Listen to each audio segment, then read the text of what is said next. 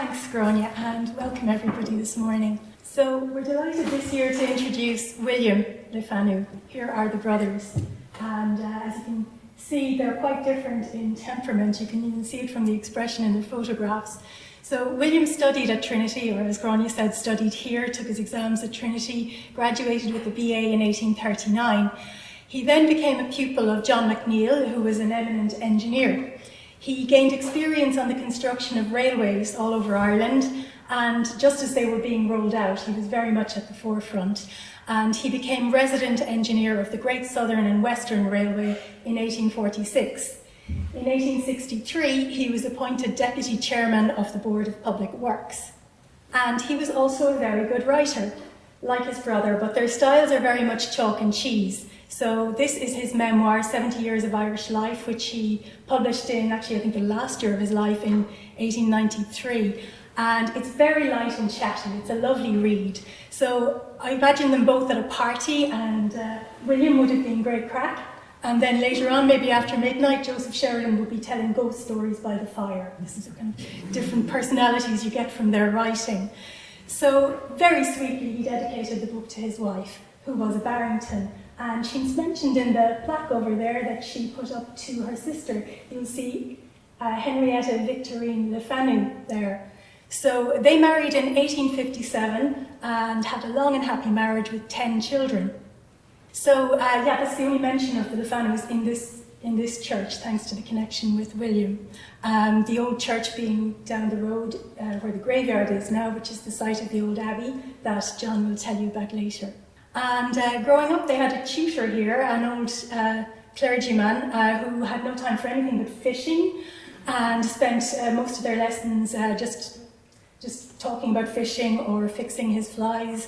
And he taught them just enough Greek and Latin, according to William, that they'd be able to recite something if their father came into the room. And the tutor would throw all his fishing tackle into a drawer and they'd recite the Latin. But it didn't fool the father, and the tutor was eventually sacked.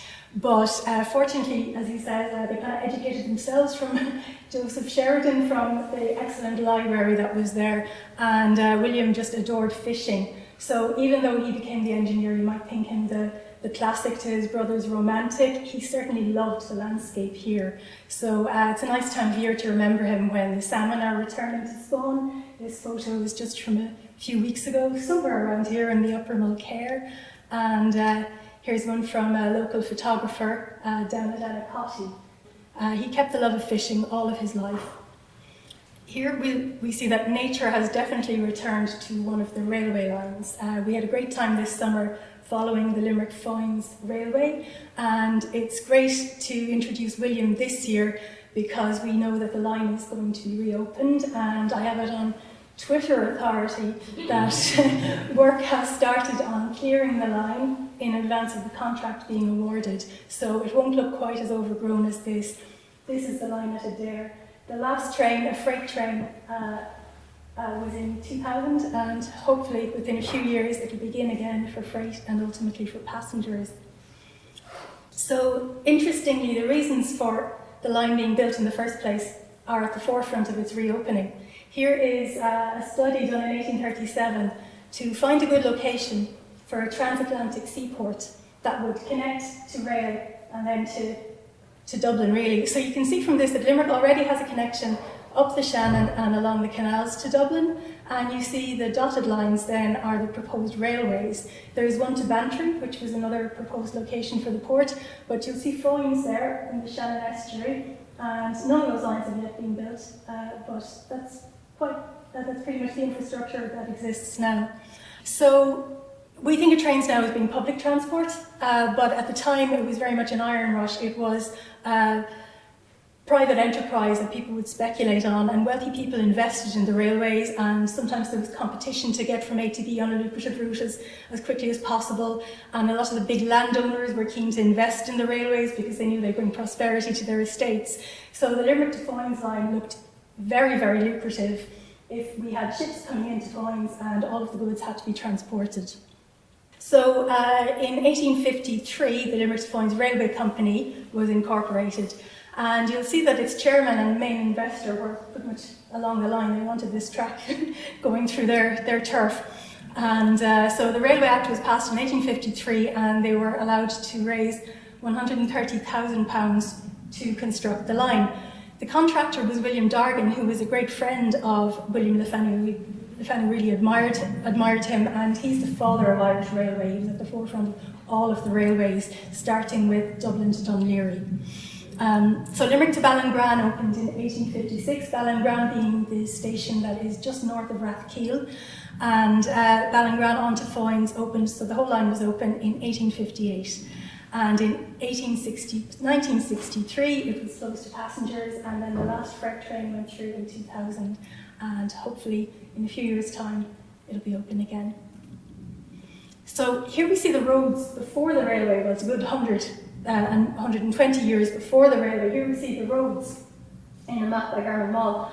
What's interesting is that Abington is featured on this map and Foynes is not, because at the time Foynes was top left, just a few houses and maybe a bit of a pier for fishing.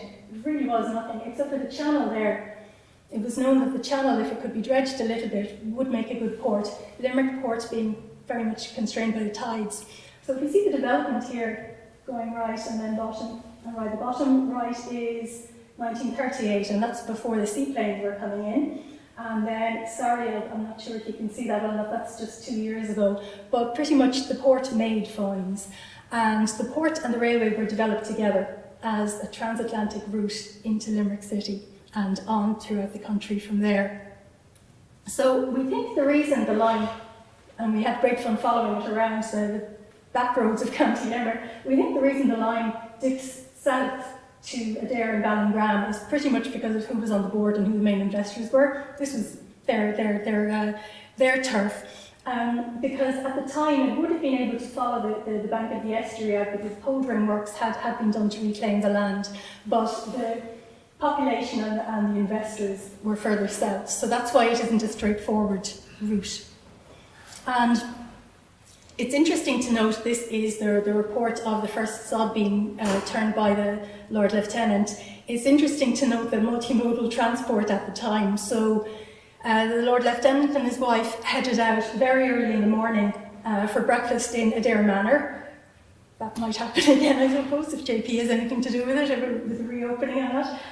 So they headed out very early in the morning, and then at 12 o'clock, all of anybody who was anybody in Limerick and a brass band got in a steamer to head out by boat. And they didn't get to Foynes and meet up until 2:30 in the afternoon, and that was when the ceremony took place.